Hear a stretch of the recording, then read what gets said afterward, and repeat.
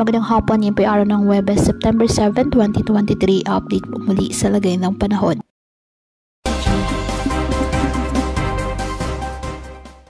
Ayon sa Pag-asa, humina na ang hanging habagat pero maaapektuhan pa rin ito ang western section ng northern at central Luzon.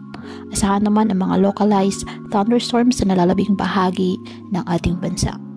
Sa kasalukuyan, wala pong binabantayan o namamataang sama ng panahon, low pressure area o bagyo sa loob po ng ating area of responsibility.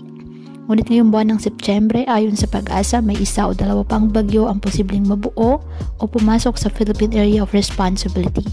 Yung mga naging galaw ng bagyong Kuring, Hana at Ineng ang posibleng ikikilos ng mga susunod na bagyo. Wala rin pong nakataas na gale warning sa anumang baybayin ng ating karagatan, kung kaya malayang makapamalaot ang ating mga kababayang mangingisda at may maliliit na sasakyang pandagat.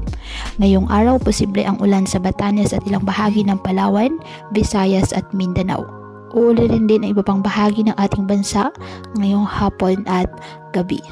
Posible ang heavy to intense rain sa ilang lugar na maaaring magdulot ng mga pagbaha o landslide, kaya maging handa po na dulot ng mga localized thunderstorms. Kaya pinapayuhan ng ating mga kababayan na maging maingat at maging alerto po sa mga posibleng pagbaha at pagguho ng lupa, at ugaliin na magdala palagi ng payong o kahit anumang panangga sa ulan sa tuwing lalabas ng ating mga tahanan. At yan po muna ang update sa lagay ng panahon ngayong araw. Muli patuloy po tayo na mag-ingat at palaging tandaan, God loves you. Stay safe and God bless.